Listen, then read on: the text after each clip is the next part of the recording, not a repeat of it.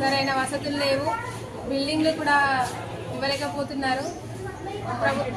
College కానీ schools కానీ సరైన వసతులు, మౌలిక వసతులు ఏం కల్పించలేకపోతున్నారు. ఇలానే కొనసాగితే పెద్ద ఎత్తున ఉద్యమాలు చేస్తాం.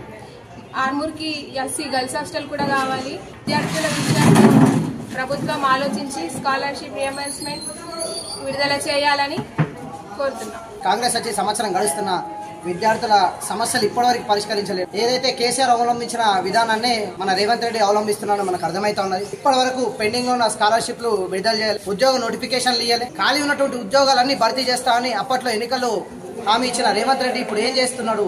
దావోస్ లో పోయి నువ్వు ఇన్వెస్ట్మెంట్లు తెచ్చుడు కాదు, ఇక్కడ ఉన్న విద్యార్థులకు ఫస్ట్ మౌలిక వసతులు కల్పించు.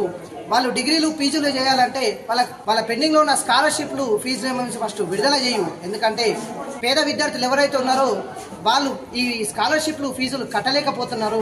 మేనేజ్మెంట్ వాళ్ళ దగ్గరికి ఖచ్చితంగా వసూలు చేస్తామని చెప్తా ఉన్నది. మేము పీడిఎస్గా డిమాండ్ చేస్తున్నాం, వెంటనే పెండింగ్ లో ఉన్న స్కాలర్షిప్లను విడుదల చేయాలా, లేదంటే పీడిఎస్ ఆర్మూర్ ఏరియా కమిటీ ఆధ్వర్యంలో ఉద్యమాలు చేస్తాం, విద్యార్థులందరినీ చైతన్యవంతం చేస్తాం. నీ కోట కూల్చిన దాకా మేము నిద్రపోమని హెచ్చరిస్తాం.